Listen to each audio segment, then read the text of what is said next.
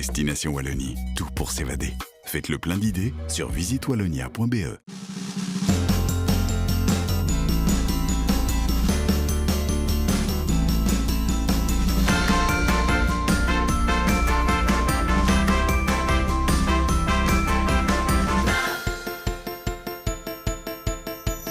Aujourd'hui, bienvenue chez vous, pose ses valises dans la capitale wallonne pour une émission multisensorielle. Fiorine vous emmène en effet à la découverte des talents gustatifs et olfactifs namurois. Les amoureux du patrimoine ne seront évidemment pas oubliés avec une visite de la vieille ville et de la citadelle. En fin d'émission, nous remonterons un peu la Meuse pour une balade nature au cœur des sublimes jardins danois.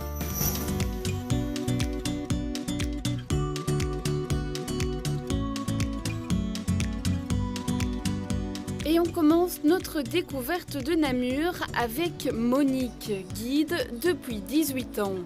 Sa passion, faire découvrir aux touristes des lieux insolites, mais aussi les incontournables de la ville. Ici, Monique, on est dans le vieux Namur et une emblème du vieux Namur, c'est l'église Saint-Loup. Exactement. Alors là, nous nous trouvons face à la plus belle église de Namur, une église baroque, construite en 1621 par et pour les Jésuites. Les Jésuites étaient présents à Namur une vingtaine d'années auparavant. Ils ont commencé par la construction du collège, la résidence des Jésuites, et puis c'est un ensemble avec l'église qui a été construite en 1621 et consacrée en 1645. Elle est à présent église paroissiale sous le nom de Saint-Loup. Mais si elle est remarquable à l'extérieur, elle est encore bien davantage à l'intérieur. Vous allez être surpris.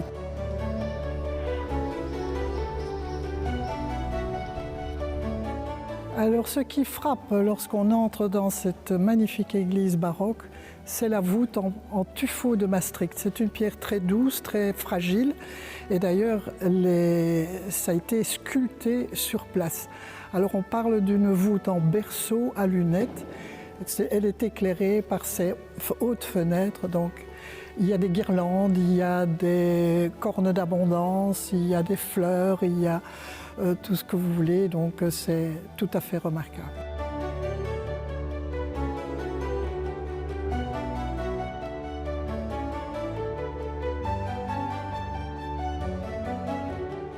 Alors moi, ce qui m'impressionne dans cette église, c'est le nombre important de confessionnaux. Exact. Il y en a 10. Elles vont par paire. Ces confessionnaux se font face. Eh bien, c'était destiné, n'oublions pas que c'était destiné aux élèves du collège, puisque c'était la chapelle Saint-Ignace du collège des Jésuites. Donc, les élèves devaient quand même venir se confesser très régulièrement. Et l'église est également ouverte aux paroissiens. Donc, les gens pouvaient venir à la messe le dimanche et ils allaient aussi à confesse.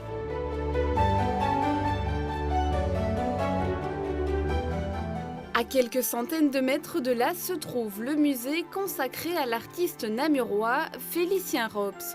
Malgré le caractère érotique ou satanique de certaines de ses œuvres, le musée se veut accessible à tous les publics. Félicien Rops est né en 1833 et il est mort en 1898, donc c'est un enfant du 19e siècle qui est une période tout à fait fantastique dans l'histoire, puisque c'est un siècle où on a fait beaucoup de découvertes technologiques, aussi au niveau des transports, au niveau de la communication. Félicien Rops a écrit beaucoup de lettres. On a d'ailleurs un site internet sur sa correspondance, ropslettres.be. Et puis dans cette partie du musée, on évoque un peu sa carrière, donc sa naissance à Namur, sa famille, la rencontre avec Charles Baudelaire qui a été essentielle en 1864. Vous voyez aussi, il a créé des sociétés d'artistes comme la Société libre des beaux-arts. Les salles du musée sont classées par thématique, caricature, vie nocturne ou encore voyage. L'espace que nous allons découvrir est lui dédié aux œuvres représentant les différents lieux de vie de l'artiste. Vous m'avez dit que Félicien Rops est né ici à Namur, mais on le voit dans ses peintures, il n'a pas vécu que à Namur. Non, pas du tout. Donc il est né en effet à Namur, il a toujours eu une passion pour sa ville, mais en même temps vraiment une relation d'amour-haine. Et il a aussi beaucoup fréquenté la commune de Métais, où sa femme avait un château, le château de Tauzé, qui est toujours d'ailleurs à cet endroit-là, qui accueille maintenant des résidences d'artistes. Et puis l'artiste avait une passion pour l'eau, les fleuves, donc il a beaucoup fréquenté la colonie d'Anserem, le long de la Meuse, où il allait peindre en plein air, et il a fondé aussi le Royal Club Nautique Sambre-et-Meuse, parce qu'il adorait faire du bateau. Il aimait aussi la mer du Nord, où il avait souvent des rencontres avec d'autres artistes, et il a peint alors dans un style un peu impressionniste cette très belle marine, hein, où on voit la plage de Heist. Donc il a eu cette passion pour la mer du Nord, il aimait aller se ressourcer là-bas, quitter les boulevards parisiens et plutôt aller dans la nature. Et puis il a fini sa vie à Corbeil-Essonnes, près de Paris, où là il était au bord de la Seine, et il a vécu là avec ses deux maîtresses, qui étaient deux sœurs, Aurélie et Léontine Duluc, qui sont tombées toutes les deux amoureuses de l'artiste et qui se sont dit, au lieu de se le disputer, on va le garder ensemble.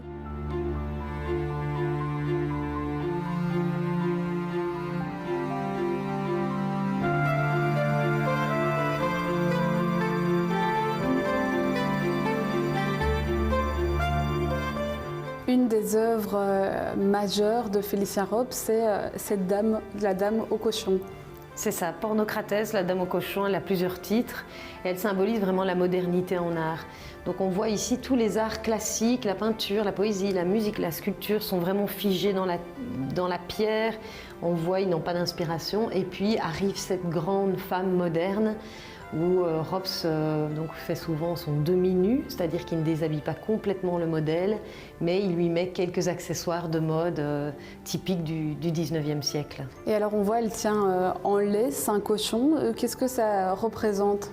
Alors le cochon, il symbolise en fait les instincts. C'est un animal qui est pas du tout spirituel puisqu'il a toujours le groin dans la terre.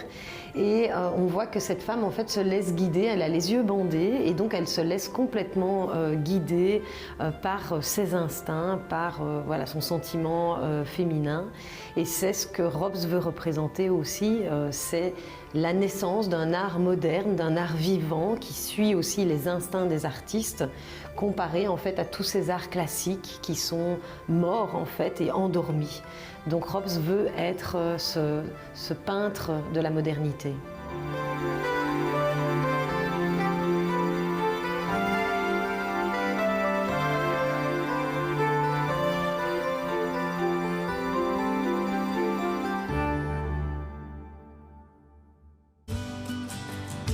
Toujours dans le centre-ville, nous rejoignons maintenant une des dernières traces des anciens remparts de la ville.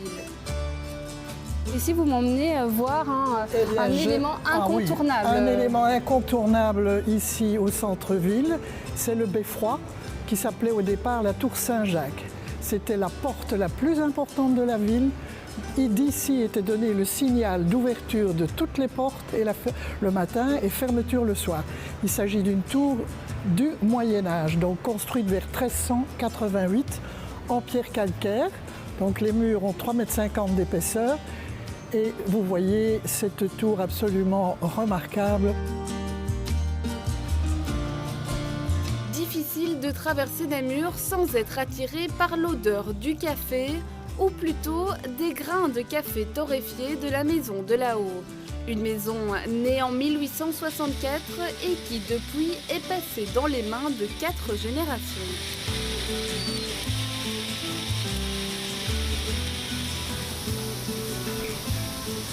Mon grand-père s'est spécialisé dans la torréfaction de café et a déménagé ici. Il est venu s'installer ici en 1949, ici dans la rue Blanche, où il a installé un torréfacteur, où il a commencé à torréfier.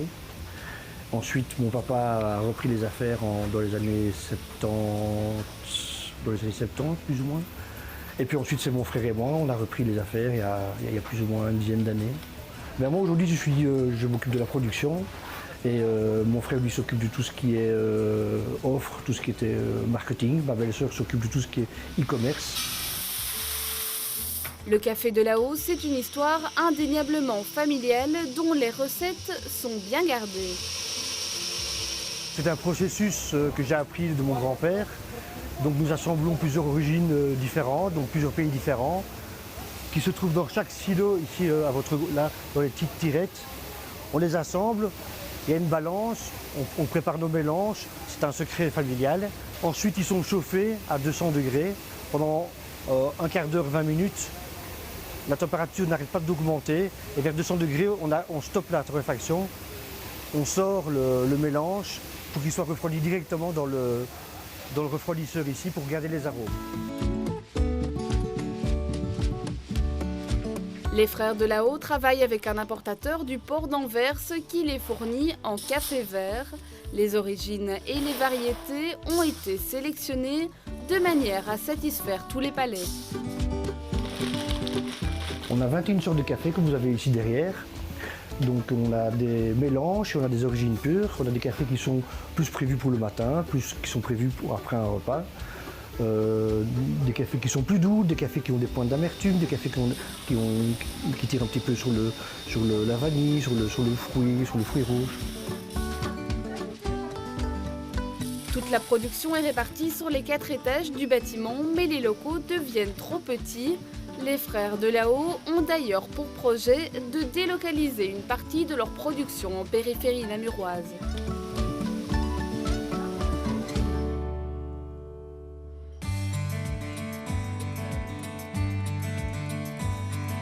Retrouvons Monique au niveau de la place Chanoine-des-Camps. Elle semble avoir quelque chose d'un peu spécial à nous montrer. Le restaurant extérieur nuit possède une des dernières cabines du téléphérique qui se trouvait du côté Meuse et qui a été démantelée dans les années 1990. Donc c'est une cabine en forme d'œuf, il y en avait 63 en tout. Il n'en subsiste pas beaucoup. D'ailleurs, le propriétaire du restaurant l'a acheté en pays flamand. Donc ça, c'était une cabine de l'ancien téléphérique, mais aujourd'hui à Namur, on parle beaucoup du nouveau téléphérique. Exactement. Alors sur la place Maurice Servet, on va construire le nouveau téléphérique. Le départ sera là-bas.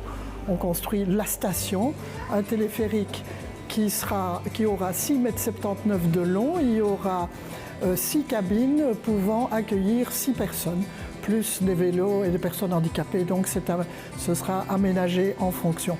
Et on espère que ce téléphérique fonctionnera dans un an, donc en 2021, au plus tard en 2022. Donc la place Maurice Servet sera totalement modifiée pour accueillir et ces structures et les mâts. Il y aura 8 mâts, donc, mais paraît-il ne défigurera pas trop le paysage, ça va bien s'intégrer.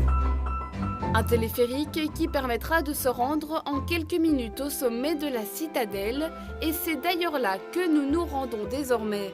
Dans cette imposante bâtisse en pierre, on retrouve un centre de création de parfums unique en Europe, la parfumerie de Guy Delforge. Créée il y a 30 ans, la marque de prestige s'exporte aujourd'hui à l'international. Ici, on se trouve dans un endroit charnière entre le bâtiment de la parfumerie et les souterrains. Exactement, 2 époques différentes. Le bâtiment a 200 ans, il date de l'époque hollandaise, et les souterrains dans lesquels nous allons nous rendre ont 500 ans, l'époque moyenâgeuse, donc Charles Quint, François Ier. Dans le premier endroit, on fabrique les flacons de parfum, et dans le deuxième endroit, on laisse maturer. Suivez-moi.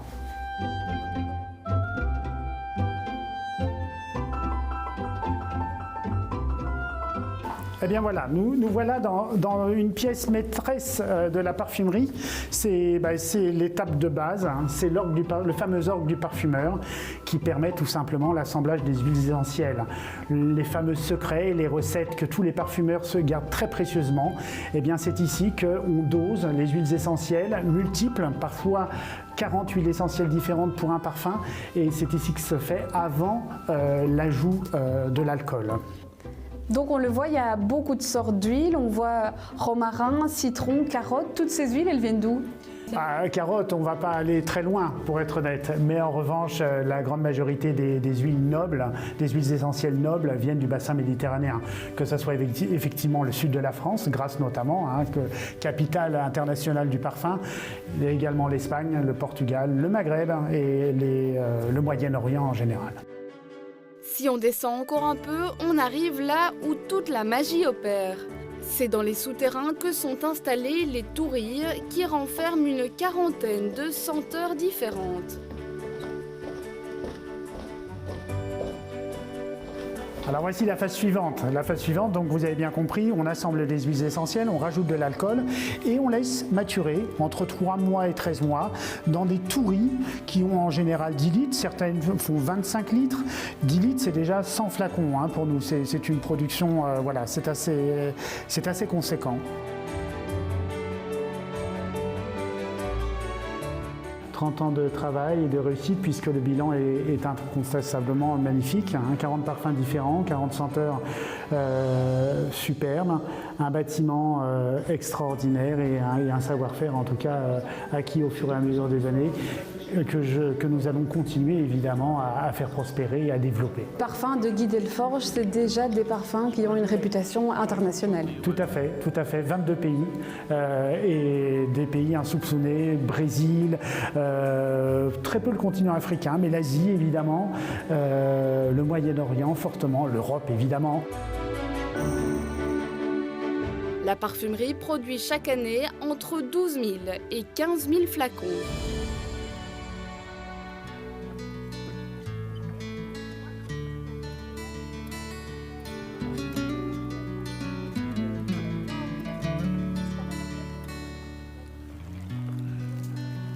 Et bien voilà, un endroit tout à fait charmant au centre-ville. Nous sommes dans les jardins du Mailleur et je vous ai emmené ici pour vous montrer la fresque des Wallons. Alors sur 330 mètres carrés figurent 250 personnages ou références à des personnages qui ont fait la prospérité et la gloire de la Wallonie, donc de toute la Wallonie. Je vous laisse choisir un personnage au hasard, celui sur lequel vous souhaitez avoir quelques informations. Eh ben, je dirais le monsieur là-bas avec la barbe blanche. À droite, eh bien, oui. Il s'agit d'Ernest Solvay. Ernest Solvay, industriel, mécène. Existe toujours la fameuse école, la haute école oui. Ernest Solvay. Eh bien, Ernest Solvay, entre autres, est l'inventaire du carbonate de soude, donc qui est énormément employé en chimie, dans toutes les industries. Donc il est né du côté de Waterloo, je crois, donc à tout le moins en Brabant wallon.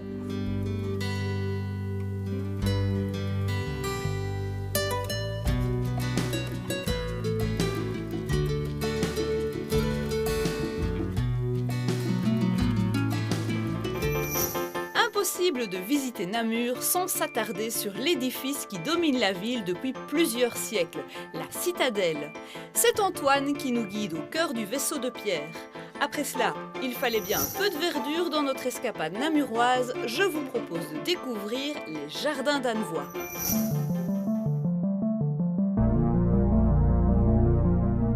Elle fut l'une des places fortes du continent pendant des siècles. Un site stratégique au confluent de 2 autoroutes fluviales. Cette citadelle de Namur est encore aujourd'hui le symbole de la capitale de la Wallonie. Il y a 2000 ans, on a eu la première ville de Namur, les premiers habitants qui s'étaient installés à l'Oppidum, au confluent de la Sambre et de la Meuse. Ensuite, au Moyen-Âge, vient un château fort, le logis, la résidence des comtes de Namur. Et à la fin du Moyen-Âge, on va réellement devenir une forteresse, une citadelle, c'est-à-dire un château enterré qui va permettre de se protéger et surtout de protéger la ville de Namur. Pour protéger Namur et ses habitants, la citadelle peut compter sur son réseau de souterrains. Jean-Christophe nous emmène dans ses entrailles fortifiées, ce que Napoléon appelait à l'époque la termitière de l'Europe. On a eu jusqu'à 7 km de souterrain, il en reste 4 aujourd'hui. Il y a des galeries comme celle-ci qui font plus de 2 mètres de hauteur et 2 mètres de largeur, de grandes galeries de communication. Maintenant, on retrouve aussi des galeries dites de contre-mine, galeries d'écoute, qui là ne font qu'1 mètre, 1,40 m de hauteur sur 80 cm de largeur. Là, c'est beaucoup plus étroit et plus difficile d'accès pour nos touristes. Pendant des centaines d'années, ces galeries vont servir à se défendre de l'envahisseur, mais aussi à le retarder dans sa conquête de la ville. Il y avait des casernes ici enterrés. Les soldats devaient parfois vivre dans ces souterrains où la vie n'était pas facile, étant donné qu'il fait plus humide et il fait plus frais. La température est toujours la même, entre 12 et 14 degrés. Ce n'était pas idéal pour les soldats, même si c'est parfait pour le vin ou pour la bière. D'une galerie à l'autre, c'est l'histoire de tout un pays qui est racontée. La citadelle est passée entre les mains de nombreuses dynasties européennes. La galerie où on arrive ici, qui est en briques, c'est une galerie à l'origine de 1692. La citadelle a été attaquée par Louis XIV, mais elle a aussi connu l'époque de Charles Quint, de Louis XV, il y a eu Napoléon, il y a eu Joseph II d'Autriche. Et toutes ces traces, on le retrouve dans ces souterrains, des galeries qui ont été modifiées, ce qui fait qu'au fur et à mesure, c'est un peu comme une lasagne de l'histoire. On a toutes ces couches, toutes ces strates qui sont venues se rajouter et que l'on découvre au fur et à mesure de cette visite. Chaque année, ils sont plusieurs centaines de milliers à gravir cette citadelle qui continue encore et toujours de toiser Namur et ses habitants.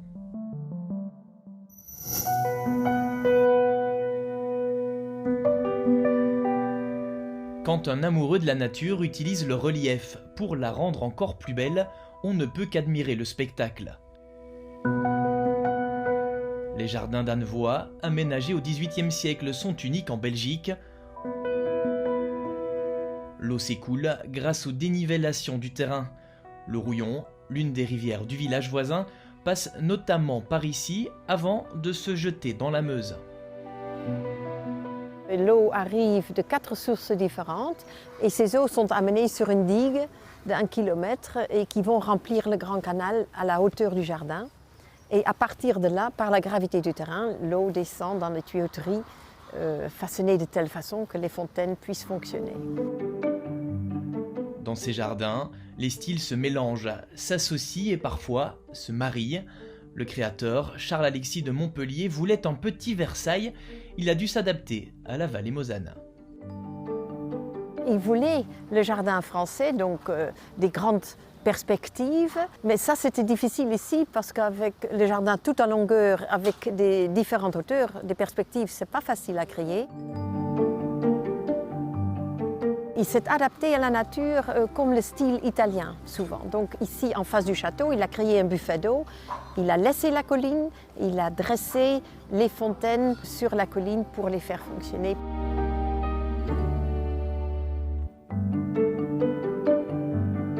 Ici, on arrive donc dans l'allée française, typiquement française grâce à sa symétrie. Auparavant, au XVIIIe siècle, un énorme potager et en 1950, on a créé ici l'allée française, des parterres en parfaite symétrie. À Annevoie, près de 50 hectares sont dédiés à la nature et à ce qu'elle offre de plus charmant et envoûtant. Voilà, ici, je descends du Grand Canal et vous voyez ici à ma gauche des herbes folles. Eh bien, ça, c'est le côté naturel, ce côté nature de ce jardin. Au XVIIIe siècle, il n'y avait pas la tondeuse. Et puis, nous sommes ici à la campagne et donc on fauchait dans le temps les pelouses et pas tous les jours. 60 000 visiteurs déambulent chaque année dans les allées des jardins d'Annevoie.